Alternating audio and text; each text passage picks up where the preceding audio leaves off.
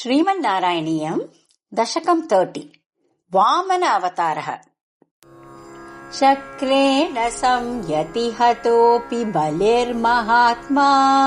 शुक्रेण जीविततनोः क्रतुवर्तितोष्मा विक्रान्तिमान् भयनिलीनसुरां त्रिलोकीं चक्रे वशे स तव चक्रमुखादभीतः पुत्रार्तिदर्शनवशाददितिर्विषण्णा तं काश्यपं निजपतिं शरणं प्रपन्ना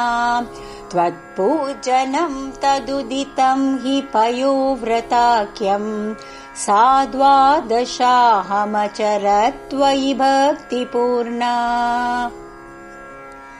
तस्या वदौ त्वयि निलीनमतेरमुष्याः श्यामच्चतुर्भुजवपो स्वयमाविरासीः नम्रां च तामिह भवत्तनयो भवेयं गोप्यं मदीक्षणमिति प्रलपन्नयासीः त्वं काश्यपे तपसि सन्निदधत् तदानीं प्राप्तोऽसि गर्भमदिते प्रणुतो विदात्रा प्रासूत च प्रकटवैष्णवदिव्यरूपं सा द्वादशी श्रवणपुण्यदिने भवन्तम् पुण्याश्रमं तमभिवर्षति पुष्पवर्षैः हर्षाकुले सुरकुले कृततूर्यघोषे बद्ध्वाञ्जलिं जय जयेति नुत पितृभ्यां त्वं तत्क्षणे पटुतमं वटुरूपमादाः तावत् प्रजापतिमुखैरुपनीयमौञ्जी दण्डाजिनाक्षवलयाधिभिरर्च्यमानः देदीप्यमानवपुरीशकृताग्निकार्यः त्वं प्रास्थिता बलिगृहं प्रकृताश्वमेधम् गात्रेण भाविमहिमोचितगौरवं प्राक् व्यावृण्वतेव धरणीं चलयन्नयासीः छत्रं परोष्मतिरणार्थमिवाददानो दण्डं च दानवजनेष्विव सन्निधातुम्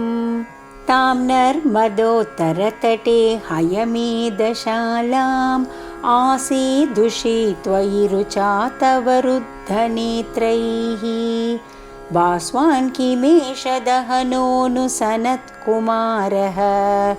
योगीनुकोऽयमिति शुक्रमुखैः शशङ्के आनीतमाशु भृगुभिर्महसाभिभूतैः त्वां रम्यरूपमसुरपुलकावृताङ्गः भक्त्या समेत्य सुकृती परिपूज्य पादौ तत्तोयमन्वधृतमूर्धनि तीर्थतीर्थम्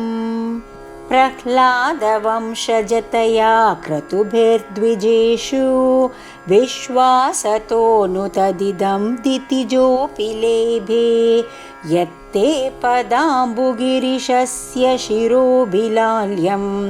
सत्वं विभो गुरुपुरालय पालयेताः नारायण अखिल गुरो